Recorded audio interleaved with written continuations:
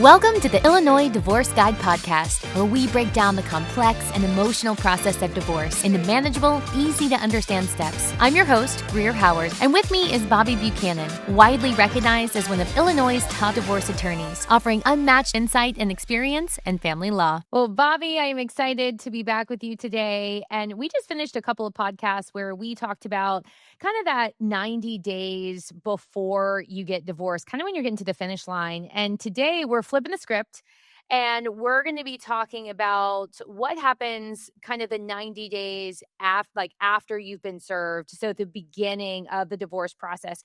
And specifically today, we're going to talk about that first 30 days. And over the next few podcasts, we'll talk about the following days of that 90-day, timeline. And, Bobby, the first 30 days, there's just so much going on, probably potentially emotionally. You're dealing with knowing that, okay, this is real. This is getting real. And then also there's kind of a lot of information that's thrown at you and it can be a little overwhelming. So we want to kind of take a step back and just sort of talk through everything so that people don't feel as overwhelmed by that first 30 days. And we're kind of breaking it down and we're talking speed today. We're talking sprints. So our first sprint is going to be that first 30 days. And so Bobby, when you think about that first phase of divorce, what do you kind of consider that first little 30 days, that first phase to be like? Yeah, Greer, great to see you and great to be back for another week of talking about divorce and breaking it down in a way that everybody hopefully can understand this and it becomes less overwhelming.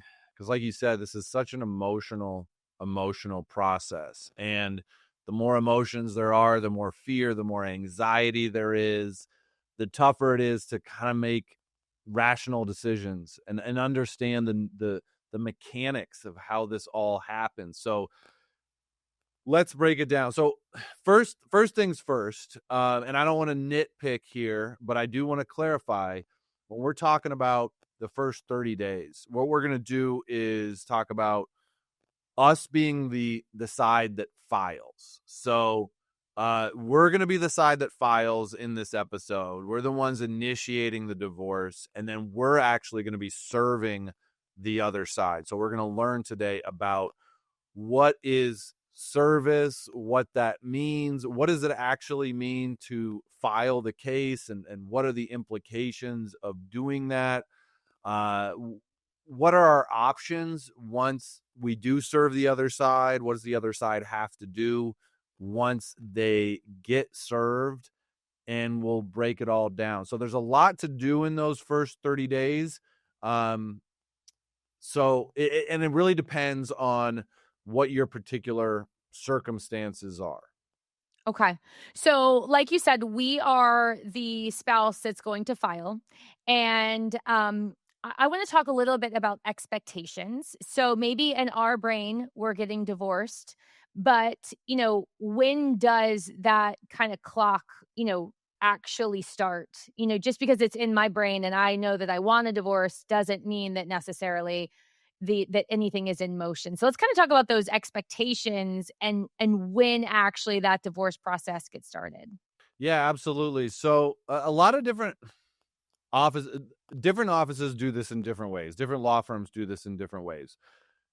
We at my office like to get things done as diplomatically as possible. If we can get this done quickly and privately without disturbing the family unit or disturbing it as little as possible, that's what we're going to do. So oftentimes we make a strategic choice in our cases to not file the case until we absolutely have to. And there's two different really moments when you absolutely have to file a case. Either you've done the whole settlement, you have it agreed, you and your spouse have signed off, and you just need a judge to sign off and you're divorced. That's the best time to file, because then you can file, get a judge, get a court date, present it to the judge, and you're done. And it's really the best way to keep things as private as possible. The other time when you absolutely need to file is when negotiations have either completely broken down or there's really no point in starting negotiations because your spouse on the other side isn't going to take it seriously unless they get served this legal document and the clock starts to tick. So for the purposes of this episode, we're talking about option number 2, where we haven't been able to negotiate a settlement. We're at that place where we want to move this case forward. So we really need to start using the court process to get our spouse in gear and to get them to take it seriously. Because let's be honest, in some of these cases, maybe you listening, you guys have been talking about divorce for years, and you've even been telling each other, well, I'm gonna file the divorce, but then it never happens, and really nothing moves forward. So you need to get that filing. You need to get those divorce documents on file and show them to your spouse so that they know you're serious this time. Mm. Yeah. So, I mean, in most cases, like you're saying, when someone actually gets served, this is probably not the first time that they realize their marriage is having problems. Like at this point, most people have talked about it. They know that there's problems. You kind of have come to an impasse where something has to happen to be able to move forward, right? Yeah, and that's really the most kind way to do a divorce, and the kindest way to do a divorce is generally the best way, because you're maintaining goodwill with the other side, you're being fair and transparent with them. You've already come and you've talked with them and tried to see, like, hey, can we agree on these big things? Will you work with my lawyer, or will you, send back edits if we send you a draft of a document? And maybe the other side is just giving you the silent treatment, or those conversations just don't tend to go anywhere. And so you tell them, listen, if we can't continue to move this forward, I'm gonna move forward without you. I'm gonna get this filed, and I'm most likely gonna get you served. One of the things that we do is a last ditch effort to not have to serve the other side, because service can be embarrassing. It can either, it could possibly be at your place of work. It could be, even service at your house can be embarrassing. We want to avoid that, again, to maintain that goodwill. So we'll send an email to the other side and say, hey, we're filing this document, or we've already filed it. We'd like you to file your appearance into the case. And that's kind of a legal term that we can talk through, but that getting them to file their appearance into the case is a big step in moving things forward. Okay. And once they've been served, so we've gone ahead, we've served the other side. I mean, there's kind of a time clock. I mean, there is an amount of time that they have to answer. So what does that look like? Yeah. So once they get served, they have 30 days to file their appearance and their answer. Appearance it's not like an appearance isn't you showing up to court and saying, Judge, I'm appearing before you. An appearance is a legal document that says appearance on the top. You're signing it, and you're either saying, I'm representing myself, or your lawyer's signing it and saying, I'm filing my appearance on behalf of my client, John Doe, who has just had this petition for divorce filed against them, or dissolution of marriage, as it's legally called. So that appearance is you, and I don't want to get too kind of technical here, but the legal expression is submitting yourself to the jurisdiction of the court. You're saying, okay, I'm going to cooperate in this process. I'm going to willingly have the court have their power over me and go through the divorce process. Now, if your spouse for some reason says, I don't want to do any of that, I don't want to participate, I don't want to cooperate, they can do that. That's their choice. But once they've been served, the court at that point can say, doesn't matter if you're not cooperating, you've been served, you've had legal notice of this proceeding. And once that 30 days is up, if they haven't filed their appearance, or the attorney hasn't, then you can go into court, or your attorney for you, and file what's called a motion for default. And that's where you're saying to the court, we served them, they haven't filed their appearance, so we want to end this case on our terms right now. And a judge will do that, and you can find yourself divorced within like 60 days or so of getting them served.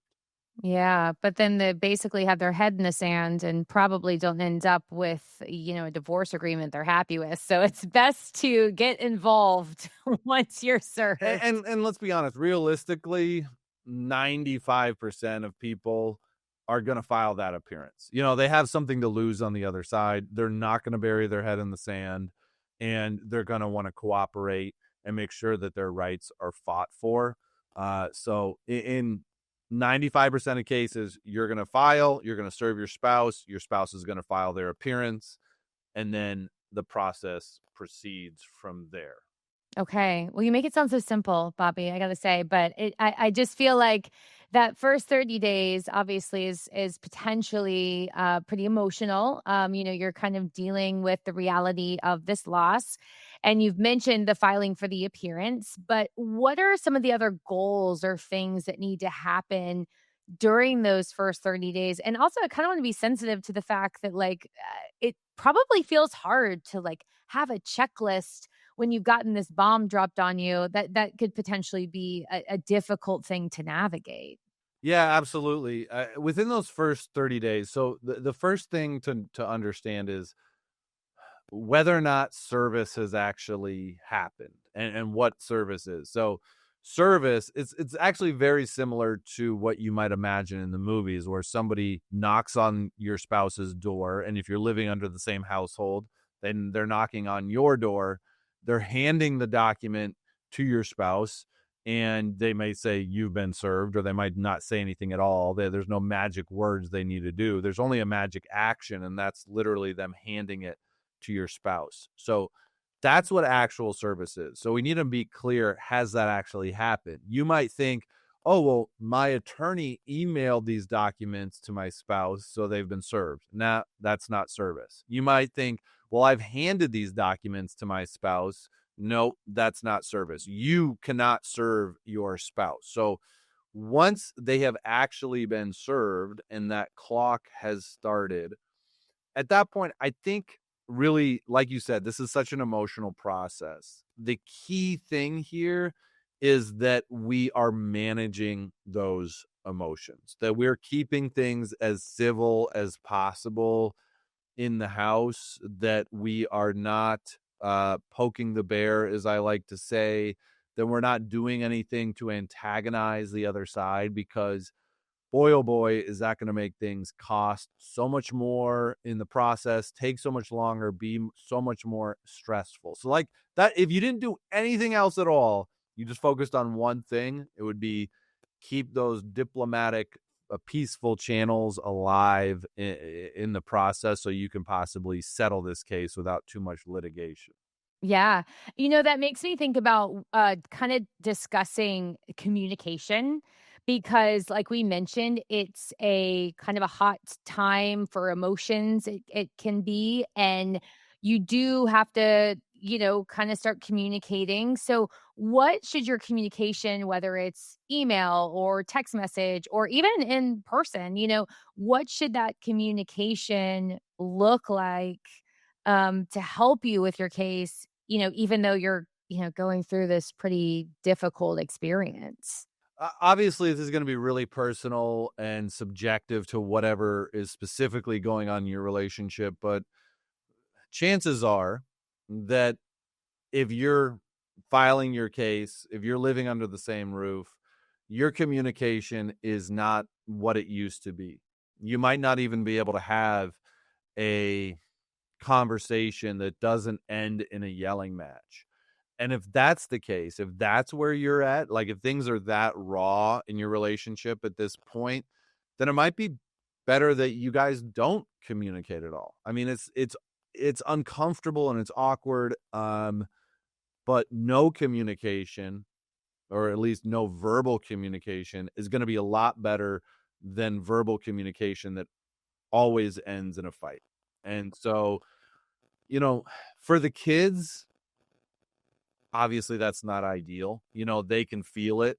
They can feel the fact that their mom and dad don't even talk to each other or look at each other anymore, and that's sad enough to think about, but it's better that than you guys constantly blowing up at each other and, it being this hyper toxic environment in the house. So I think Yeah. that's the first thing to figure out. Like, are we able to communicate verbally at all?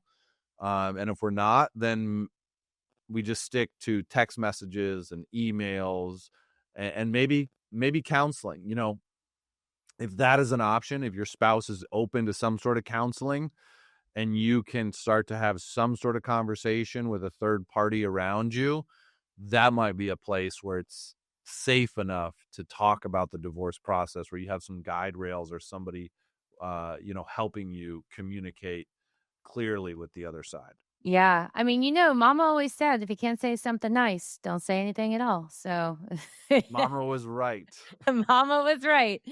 And and also if you are communicating through email or text message, we talk about this in some of the other episodes, but that written word can be, used later. That can show up. So you do want to take a deep breath and make sure whatever you're saying, that if it showed up in a courtroom, you wouldn't be embarrassed by that or it wouldn't be hurting your case. That's That 1,000%. And I love that you brought that up because that is one of the key aspects of communicating and writing. And really, anything that you say can be used against you.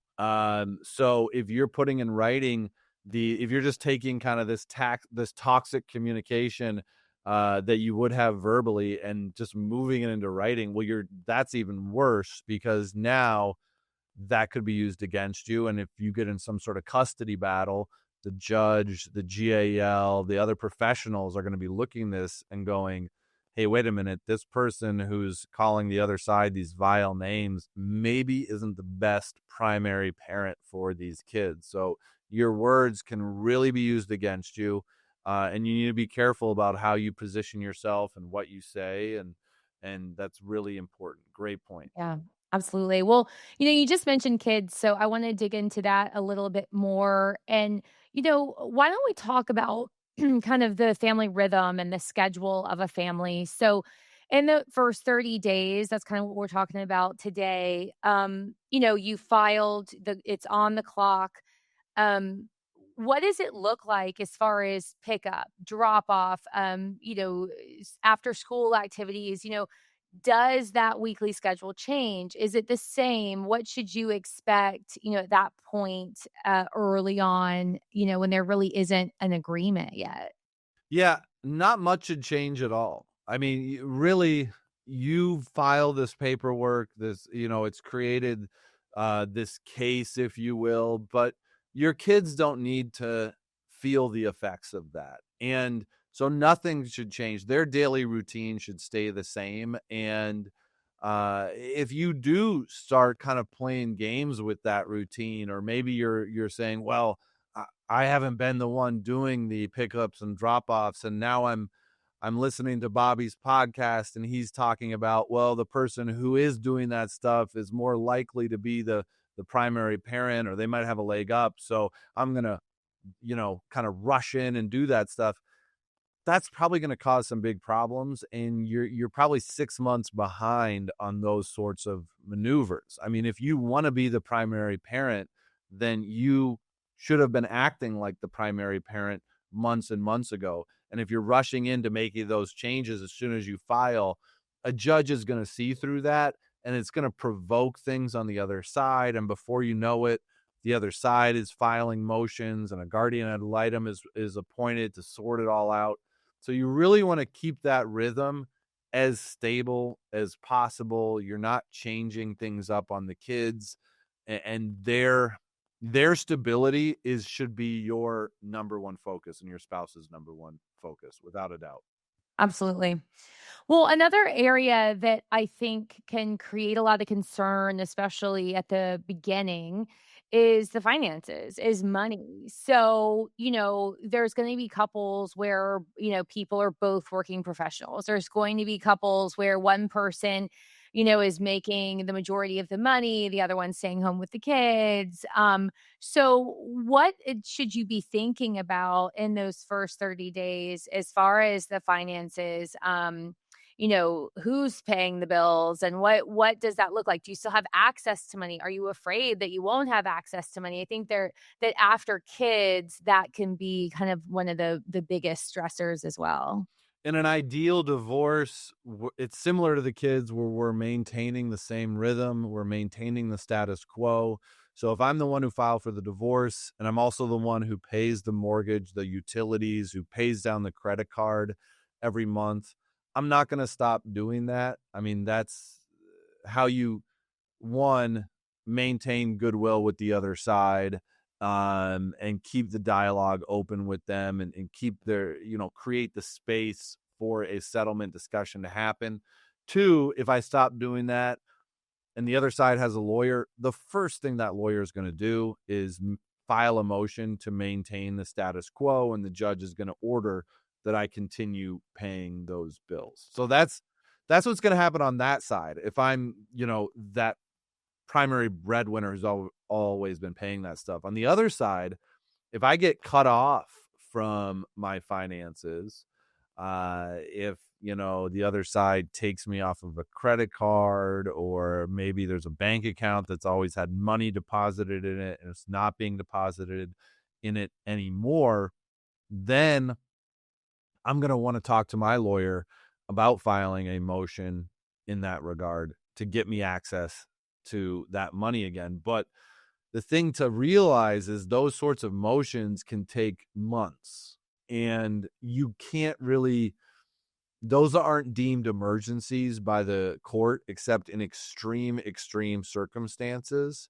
So most judges will say money is not an emergency. So before you file, I know it's hard to believe. Sorry, I'm like, wait, what? Like, you Yeah. can't really live very long without money. Okay. Right. I mean, if you've ever been in a situation where you can't pay your bills, you know that it does feel like an emergency, and For it is an sure. emergency, but a judge is not going to deem it an emergency nine times or 99 times out of 100. So what you need to do is, before you file, prepare for that and make sure that you have your support system in place. Whether it's family or friends or another credit card that you need to take out on the side, whatever it is, be prepared for the fact that you could be cut off and that you'll need to ride that for 2 or 3 months before the judge does anything. Okay, that's really good advice. Why don't we talk about maybe just kind of tell us what are some common missteps or things that like you really should be avoiding during this first 30 days? Yeah, and I think, we don't want to beat a dead horse or whatever the expression is. I don't love that expression because it's kind of, Yeah, it seems mean. it seems mean, and maybe that's the right expression because, I don't know why it's animals that are involved, but we don't want, like I said before, we don't want to poke the bear. I mean, like, that's the number one thing. We do not want to poke the bear. Like, how to push your spouse's buttons. I guarantee you do. If you're listening to this, you've been doing it to each other for probably years, and that's why you're now listening to this podcast. So if you know the buttons to push, then you know the buttons not to push. And we need to try really hard not to push those buttons. And sometimes we push those buttons inadvertently. It's just like a reaction because we're angry, upset, we have resentment, jealousy, whatever it is that's compelling us to kind of want to get back at our spouse. We got to figure out how to channel those emotions somewhere else, whether it's our family, friends, therapists. Compartmentalize that and stay in control of it when we're with our spouse. Because if this gets toxic and out of hand and the emotions run hot, it's going to just cause so many problems and make it so much more stressful and expensive to solve this case. Yeah. Well, we've talked a good bit about, like when the other spouse like gets hot and like you're having arguments and like trying to navigate some of that. But what if your like spouse is quiet, like is not saying anything? Right. They go radio silent. Yeah. I think that's okay. I think that probably caused some anxiety in you, and you're wondering, well, did they get served? Are they going to hire a lawyer? What are they planning in the background? And honestly, they might be trying to push some of your buttons. Maybe they know that one of your buttons is the silent treatment. Don't react. Talk to your lawyer about realistically what happens next, what are the timelines, because if they've been served, then they have to file an appearance. And most people hire a lawyer when they go through this process. So they're going to hire a lawyer. Let's just assume that, because they have a lot to lose. They have just as much to lose as you do. And so they're going to hire a lawyer, and that lawyer is a professional, and he's not bothered emotionally by this process. And he has a license that he wants to keep, and he just wants to do a good job in this case and help his client. And part of helping his client is getting through this process, or her client. So getting through this process means they're going to reach out to your lawyer. They're going to have a discussion about what next steps are. They're going to be very practical, and then they're going to proceed from there. So silence isn't necessarily a bad thing. Don't read into it too much. Don't be poked. Don't get upset. Talk to your lawyer and just be patient. We have all of the animal analogies today. Yes, Bobby. we do. lots of animals. Yeah. Okay, let's do a hypothetical and then we'll wrap it up. So let's say we have Alex, and Alex just filed and served Casey. And Alex is now very anxious about the kids with pickup and money to pay for daycare. So what should Alex do to make sure that they don't escalate this situation and their fears, about both the kids and the money? Yeah, so I think the first thing Alex should do is think about, okay, has there been a status quo already? Is there a routine that we've done in the past? And usually there is. And if there is, it's probably best to put it in writing just to clarify. Send a text, send an email saying, hey, I just want to be on the same page about, what we're doing for little Timmy's soccer pickup. And, I'm going to do the pickup on Tuesdays and Thursdays. You're going to do Wednesdays and Fridays is my understanding. Like, be clear on that stuff. And then on the other side of it, as far as the money goes, again, if there is a status quo, let's see if we can put that in writing and get clarity from the other side. If there's not, then there is going to have to be a decision made by Alex. Am I just going to pay for this daycare? If I can't afford this daycare, am I going to get help from family? Am I going to talk to the daycare and figure out what my options might be?